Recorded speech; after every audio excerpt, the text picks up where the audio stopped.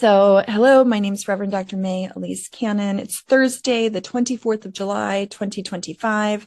We are now 657 days of what the world has called the war between Israel and Hamas. What now even genocide scholars who are Israeli are saying is a genocide. So I'll talk more about that later, but 657 days. Gaza is bearing the brunt of not only daily attacks and bombings, but the isolation in terms of food and one of the worst blockades we've seen. Starvation is rampant. So I want to talk about that. More than 100 people have died of starvation in Gaza in recent days. This was reported by Al Jazeera this past week, and Churches for Middle East Peace joined 110 aid and human rights agencies in the past few days, highlighting this reality, sounding the alarm to allow life-saving aid to enter into Gaza to prevent, not even that it can be prevented, it's already happening, to seek to end the mass starvation that is spreading across the entire territory. So the name of that report, you can find it on our press release page or our statement page, but it's as mass starvation spreads across Gaza, our colleagues and those we serve are wasting away. Tons of food, clean water, medical supplies, shelter items, and fuel sit untouched, with humanitarian organizations blocked from accessing or delivering them. A senior UN World Food Program official said this week that the hunger crisis in Gaza has reached astonishing levels of desperation, adding that a third of the people in the territory are not eating for days in a row. So it was, down to one meal a day. And then it was the majority of people in Gaza were having a meal every other day. Now, a third of the people in the Gaza Strip are not eating for days in a row. A quarter of the population is living in famine-like conditions. Just yesterday, it was reported 33 people had died from malnutrition in 48 hours. Of those 33, 13 were children. The Israeli military also has killed a total of 1,054 Palestinians who were seeking aid when they were shot, or killed by other mechanisms. This was related to the U.S. Israel-backed Gaza Humanitarian Foundation distribution system. GHF began on May 27th. On Monday, 19 people, including 8 children, died of the lack of food in Gaza, and that was reported on Monday. The World Central Kitchen announced this past week it has halted its provision of hot meals in Gaza because they don't have supplies. Aid trucks are stuck at the Gaza border. The World Central Kitchen will continue to bake bread and distribute water in the territory. Yesterday in my daily update, I gave an update on a briefing CMEP attended with Reverend Johnny Moore, who is the head of the Gaza Humanitarian Foundation. He was a former advisor for the Trump administration during Trump's first term. He seems to think people are not dying of starvation in Gaza. He thinks it's just Hamas propaganda, which seems to be something that's communicated from a number of officials within the Trump administration. Deaths by bombs and strikes are continuing day after day after day. Late Tuesday into Wednesday, Israeli strikes killed at least 21 people. On Sunday, Israeli tanks and snipers killed 79 Palestinians, with massive crowds of hungry civilians coming under gunfire as they mobbed a UN convoy that was carrying aid into the territory. Israel disputed that account. On Saturday, although the reports were denied by the Israeli military and the Gaza Humanitarian Foundation, at least 30 people were killed and more than 100 wounded by IDF fire when they were waiting to receive aid. So these are specific examples of those dynamics around the Gaza Humanitarian Foundation. A week ago, Thursday, Israeli forces killed 27 people in attacks on Gaza. Every day, a dozen or more people are just... the dehumanization of Palestinians, the fact that this amount of death toll can happen, and this is not the front page of the news, is abhorrent. On Monday, Israeli tanks advanced into Deir al-Balah, which is a city in central Gaza. It was previously largely spared by the war amid heavy air and artillery strikes. The UN said Israel's evacuation orders for the area affected tens of thousands of Palestinians and another devastating blow to humanitarian efforts. So people who are present to seek to respond to the humanitarian needs are having to flee because of displacement orders. Also on Monday, the Israeli military raided a residence for employees of the UN World Health Organization in Deir al-Balah.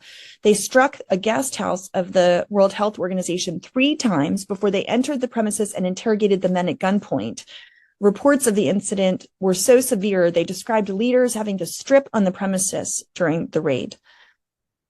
Hamas is presently facing its worst financial and administrative crisis in history, according to former and current IDF sources.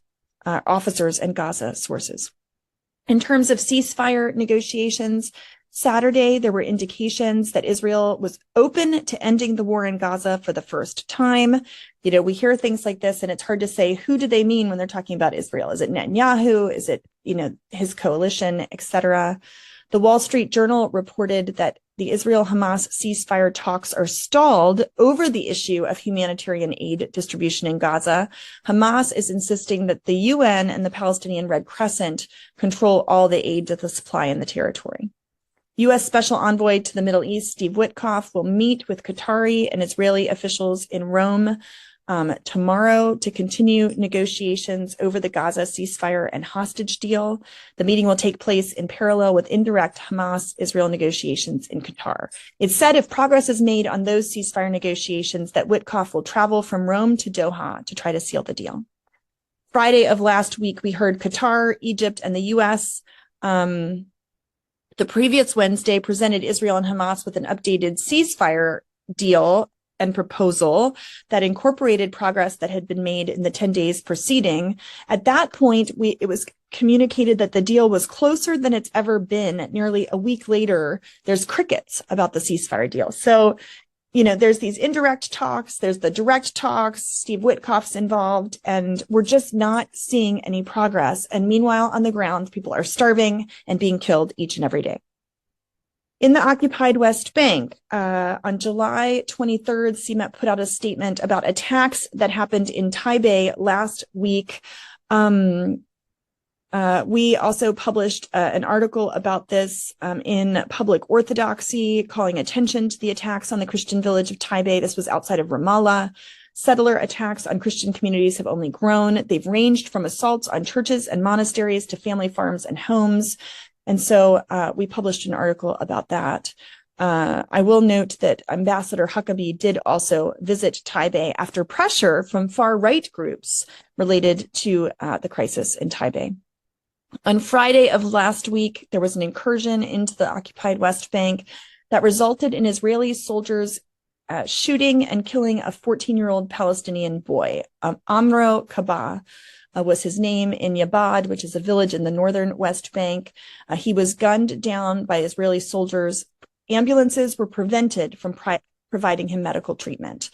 Kabah's father tried to reach him. Soldiers violently assaulted and arrested Kabah's father. The arrest of the father meant that the Red Crescent was able to swoop in and take Kabah to the hospital, where he was pronounced dead. God have mercy. In Israel over the weekend, tens of thousands of Israelis protested nationwide and marched to the U.S. Embassy branch in Tel Aviv, demanding a deal to secure the release of hostages. By last count, there were roughly 50 hostages in Gaza, more than half of whom are dead, 20 plus who are presumed to still be alive. We're not hearing a lot about the hostages other than these protests in Israel, calling on U.S. President Donald Trump to close the deal. There was big news yesterday afternoon. In Israel, the Knesset voted yesterday 71-13 for a non-binding motion. The Knesset is the parliament in Israel, and they called for the annexation of the West Bank, 71-13. This is a symbolic resolution. It calls the West Bank inseparable as a part of the land of Israel. Critics say it reflects misplaced priorities. The Palestinian Authority said this is a dangerous escalation. A few days ago, Saturday, the Palestinian Authority President Abbas and PLO Chairman announced that elections will be held for Palestine. So this is also a big deal. This will be held for the Palestinian National Council, the PNC. I attended what was the last PNC meeting several years ago. I was only one of 3 Americans present. The PNC is a crucial body that formally shapes the policy of the PLO. It's responsible for electing a smaller forum that then chooses the PLO leadership. It's recognized the PLO as the legitimate representative of the Palestinian people, authorized by the international community and the UN to negotiate on their behalf, both within Palestinian territories and internationally. This is the news about that genocide scholar that's Israeli that I wanted to tell you about. He wrote an op-ed in the New York Times. He's at Brown University, Dr. Omer Bartov, B-A-R-T-O-V. He said, "My inescapable conclusion has become that Israel is committing genocide against the Palestinian people. Having grown up in a Zionist home, living my first half of my life in Israel, I served as an IDF soldier and an officer. I spent most of my career researching and writing on war crimes and the Holocaust. This was a painful conclusion to reach, one I resisted as long as I could, but I have been teaching classes on genocide for a quarter of a century, and I can recognize one when I see one." Moving on to the broader Middle East, according to Reuters, related to Yemen, the Israeli military intercepted a ballistic missile from Yemen by the Houthi militant group. The missile was targeting Ben Gurion, the airport in Tel Aviv. It was a response to Israeli air raids upon Houthi targets in Yemen and the Hodeida port that happened on July 21st. Related to Iran, more reports about the damage that was affected by the U.S. bombing concluded that it badly damaged and potentially destroyed Iran's deeply buried nuclear enrichment plant at Fordow. This is according to U.S. officials familiar with a new U.S. intelligence statement. I'll just recall your attention to the leaked documents weeks ago that said that was not the case. 2 other sites were not as badly damaged and may have been degraded only to the point where nuclear enrichment could resume in the next several months. Several updates on Syria. There have been, escalations there. On Friday, the U.S. ambassador to Turkey and special envoy to Syria from the U.S., Tom Barak, said that Syria and Israel have agreed to a ceasefire and embraced. This has been embraced also by Turkey, Jordan, and other neighboring countries. This was in response to the clashes in the south of Syria. So there were reports of significant clashes in the Suwaida province, and Suwaida is also a city in South Syria. The clashes were between Druze groups, Bedouin tribes, so this is considered sectarian violence, but the Syrian government also was involved in the conflict. Senior U.S., Israeli, and Syrian officials are expected to meet today, Thursday, as a part of an effort to avoid new crises and to reach security understandings related to South Syria. Because of the Druze, the Israelis were involved, and then, of course, the Syrian government was involved as well. So the meeting will be chaired by U.S. Special Envoy to Syria, Tom Barak. This will be the first time parties have met since the crisis in Suwaida and that province began.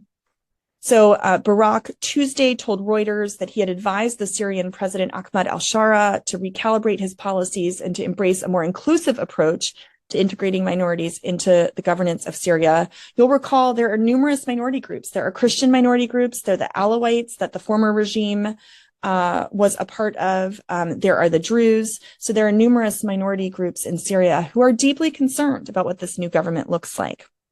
We know medics at Suwaida's National Hospital have said that the Syrian government troops carried out a massacre that killed scores of patients from very young to very old during sectarian unrest. That happened last week. And the killing of the more than 1,400 people from the first round of sectarian violence that was in March of 2025 was not organized or directly ordered by Syria's military leaders. This was findings that were released by a Syrian Commission of Inquiry.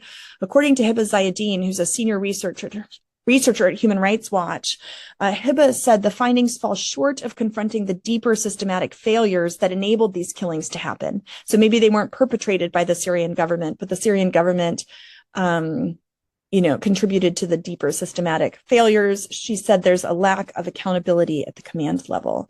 Just 2 more things on Syria. The government said it was evacuating hundreds of Bedouin tribal families from the south of Suwaida province. This is a part of the ceasefire agreement. And the government also said separately they deployed security forces across the province to secure the area and protect civilians. A Druze U.S. citizen was also among the 8 family members killed in an execution-style attack during that sectarian violence. So a U.S. citizen who was also Druze in Soweto. It's unclear which group of the militants carried out the killing. Moving on to international updates, there was a joint statement. This was quite significant. Ambassador Huckabee in Israel responded to it. The Israelis responded to it. 30 Western nations and the EU condemned Israel's drip feeding of aid and inhumane killing of civilians. They described Tel Aviv's aid delivery model as dangerous, fueling instability, and depriving Gazans of human dignity. I won't go through all 30 countries, but it's not limited to Austria, Belgium, Canada, Denmark, France, who's convening alongside Saudi Arabia, that gathering at the UN next week, Greece, Italy, Japan. There are several others that were mentioned, Spain, Poland, Portugal, the Netherlands, Switzerland, and the UK. So a number of these groups, consider themselves allies of Israel who are raising their voices against the food crisis in Gaza. Moving on to what's happening in the U.S. I have a number of congressional updates today. One of the things we're seeing in the U.S. context, and this has been reported, that the new generation of Republicans is turning away from Israel. So this article talks about how Netanyahu spent years undermining ties with Democrats, and he has now sparked a seismic shift among Republicans too. A Pew Research survey said that people who are Republican still majority support Israel, but that percentage was 63% of under 50 Republicans who had a positive view of Israel in 2022. So 63% of under 50 Republicans had a favorable view of Israel in 2022. In March of 2025, that number dropped from 63% to 48%, saying that they have a positive view of Israel. 48%, 50% they did not. White House press secretary said that President Trump was caught off guard by Israel's actions in Syria and Gaza this past week. He called Netanyahu to rectify the matter in both instances, an indication the White House is growing alarmed at Netanyahu's regional policies, perceiving that Netanyahu is too disruptive following Israel's recent strikes in South Syria and the attack on the Gaza Church, the Holy Family Latin Catholic Church.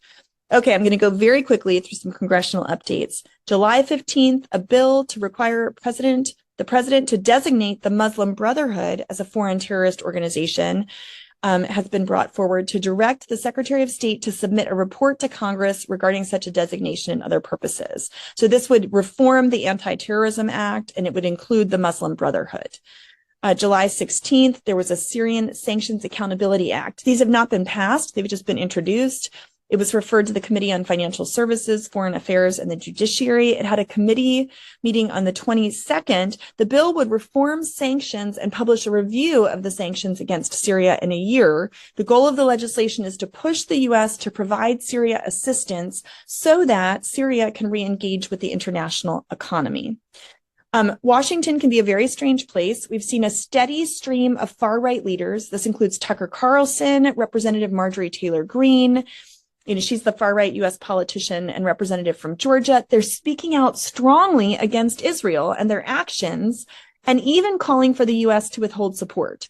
So during an appropriations process, Marjorie Taylor Greene introduced an amendment that would strip $500,000 in funds from the Iron Dome, which, by the way, some conservatives differentiate between offensive versus defensive weapons in Israel. The Iron Dome would be considered a defensive weapon, not an offensive weapon.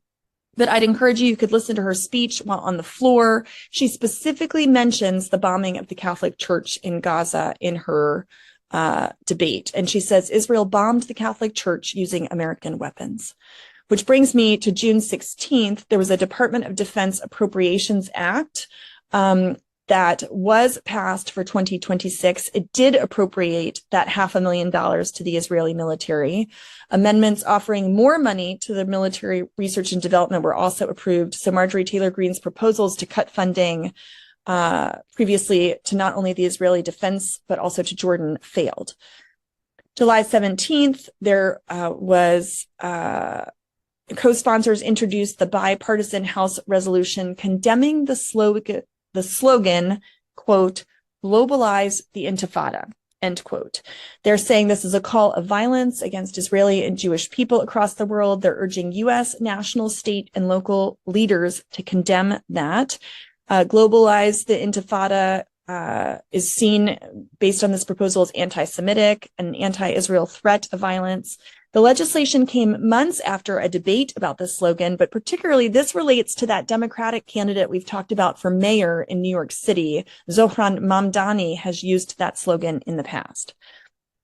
Finally, my last congressional update is condemning the persecution of Christians in Muslim-majority countries. This was introduced by Representative Moore in tandem with Senator Hawley, who introduced the same legislation in the Senate. The House resolution has 7 other co-sponsors. It's being referred to the House Committee for Foreign Affairs. The bill is endorsed by a number of conservative Christian groups, such as the Heritage Action for America group. This legislation would condemn violence against Christians in majority Muslim regions across the world, from Nigeria to Syria. The bill calls on President Trump to prioritize protecting Christians through diplomacy while working in Muslim countries. Note that it does not talk about Christian persecution by non-Muslims. So Hindu extremist groups, are attacking Christians in India, for example. Or what about Jewish Israeli settler violence that's attacking Taipei? None of that's addressed in that legislation. I'll close with an update on Christians in the Middle East. This past week, His Holiness Pope Leo the 14th condemned the indiscriminate use of force and forced mass displacement of people in Gaza. He had a direct conversation with President Abbas. Many of you also know our friends at Bethlehem Bible College. They and others have launched the first academic journal, which just had its first issue published, called the Journal of Palestinian Christianity. We're excited to support that. It's available in Arabic and English. They see it as a journal that's a form of resistance that preserves identity, theology, and truth, and offers spaces for voices from Palestine and around the world to engage in faith, justice, and identity. I wanted to close with an update that the patriarchs Theophilus and Pizzaballa visited Gaza this past week. This was after the bombing of the Holy Family Latin Catholic Church. In a press release, Pizzaballa and Theophilus also, but Pizzaballa specifically said, "Gaza is not alone. Christ is present." I wanted to just share with you briefly some of their reflections. Cardinal Pizzaballa spoke of the pastoral visit, saying, "We returned from Gaza with broken hearts, but also encouraged by the testimony of the many people we met."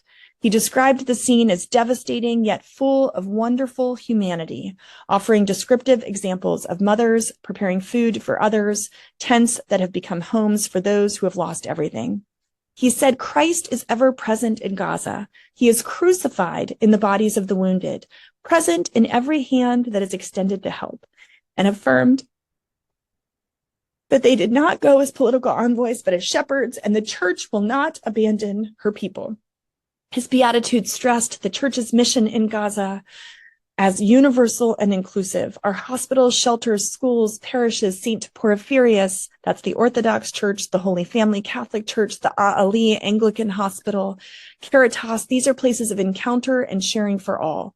Christians, Muslims, believers, doubters, refugees, and children. Humanitarian aid is not only necessary, it is a matter of life and death. Refusing it is not a delay, but a sentence. Every hour without food, water, medicine, and shelter causes deep harm. He concluded by reaffirming the true and lasting peace requires a path to reconciliation, a genuine, painful, and courageous reconciliation, not forgetting, but forgiving, not erasing wounds, but transforming them into wisdom. Only such a path can make peace possible, not only politically, but also humanly. The churches and patriarchs issued a joint appeal to world leaders and decision makers, calling for an end to the war, the release of detainees, the beginning of a true healing process that restores life and dignity to Gaza and all of the Holy Land. They recalled the words of His Holiness Pope Leo, in which he urged the international community to uphold humanitarian law, to respect the obligation to protect civilians, as well as the prohibition of collective punishment, the indiscriminate use of force, and the forced displacement of the population. So that is an update from today. Remember in your hearts the people of Gaza and all who suffer. May God go before us. In the name of Christ. Amen.